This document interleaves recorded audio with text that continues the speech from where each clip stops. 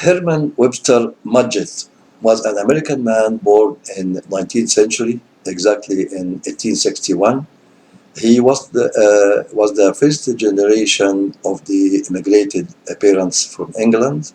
They were working in farming, and he grew in New Hampshire, which he was born. Uh, Mr. Majid was better known as Dr. Holmes. He was the most famous serial killer in American history. They accused him of killing up to 200 crimes. He has a weird story, a psycho man. He was a doctor. He worked in many jobs in drugstores, in the labs. And when we see the details of his story, how serious these kind of people live between us and represent risk for our kids, for us all the time. Let's see in brief the story of Dr. Holmes. Herman Webster Mudgett, born in 1861 in New Hampshire, USA. Herman was better known as Dr. Holmes. He was known as the most dangerous serial killer in American history, as he confessed to 27 murders. Only 9 crimes could plausibly confirm it, and what makes his case more mysterious, several of people he claimed to have murdered were still alive at the time of his confession.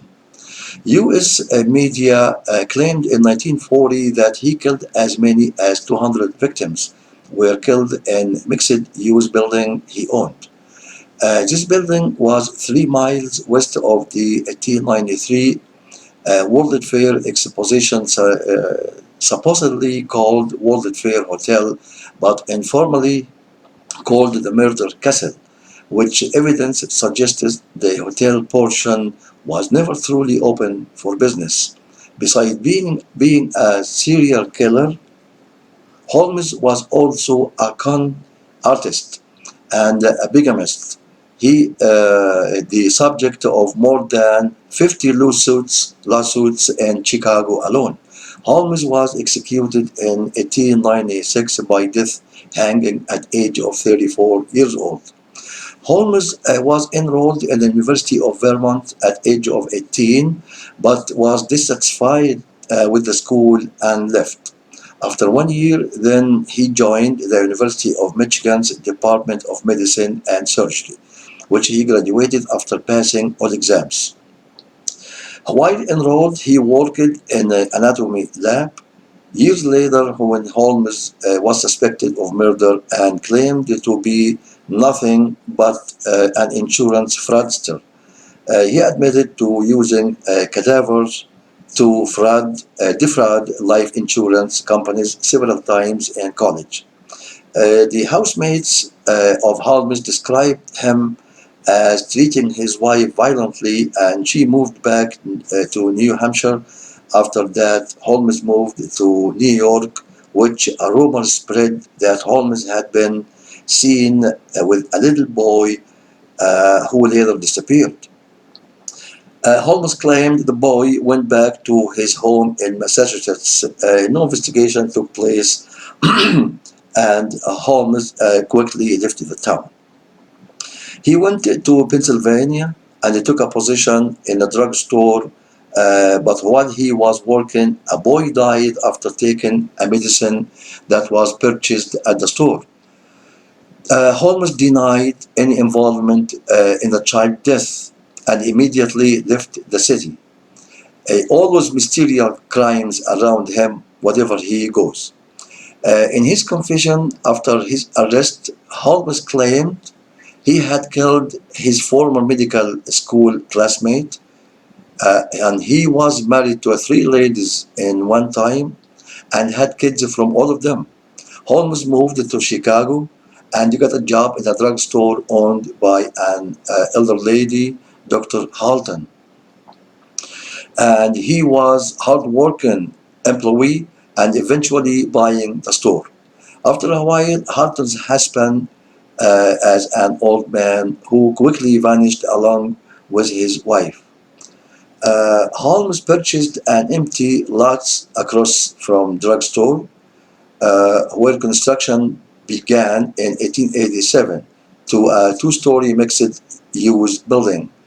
He built this building to be a hotel and the World Columbian Exposition.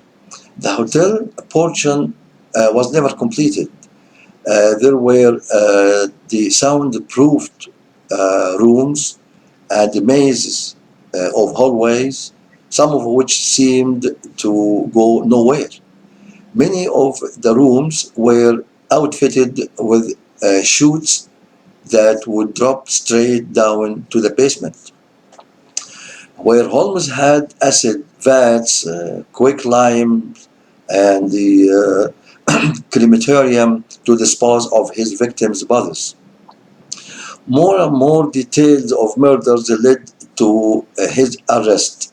During his trial, had confessed to 27 murders in Chicago, Indianapolis, and Toronto, Canada. While writing his confession in prison, Holmes mentioned how distractingly his facial appearance had changed since his imprisonment. He described his grim appearance, new as gruesome and taken a satanical cast.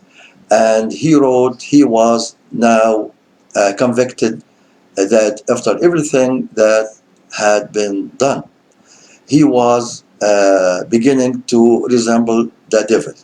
On May 7, 1896, Holmes was hanged at Philadelphia County Prison.